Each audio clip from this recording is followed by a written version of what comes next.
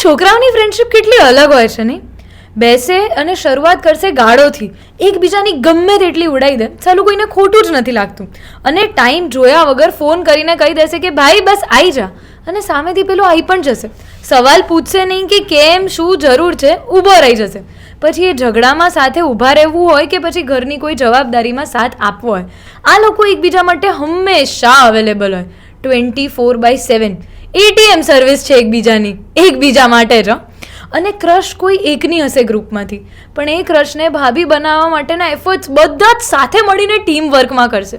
Team work કહો તો એટલું બધું કે એકના ખિસ્સામાં હશે 100 રૂપિયા, પણ અહીંયા કોઈ ભાગલા નહીં પડે નાસ્તાના કે તું 20 આપ હું 30 આપું. એ 100 રૂપિયામાં બધા જ પેટ ભરીને નાસ્તો કરી લેશે. અને આટલા વર્ષોથી એકબીજાને ઓળખતા હોય કે ભાઈ સિવાય કંઈ નીકળે નહીં મોઢામાંથી, તો એ ફોટોઝ ગણીને 4 કે 5 માંડ હશે. આ લોકો આવા જ હોય છે.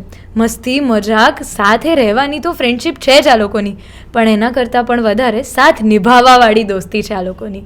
ઇન શોર્ટ એક લાઇનમાં કહું ને તો બસ ભાઈને બોલા કરને કા મતલબ કરને કા, આ જ ફંડાથી આ લોકો જીવે છે. અરે દોસ્તી નિભાવે છે. ગજબ છે નહીં યાર.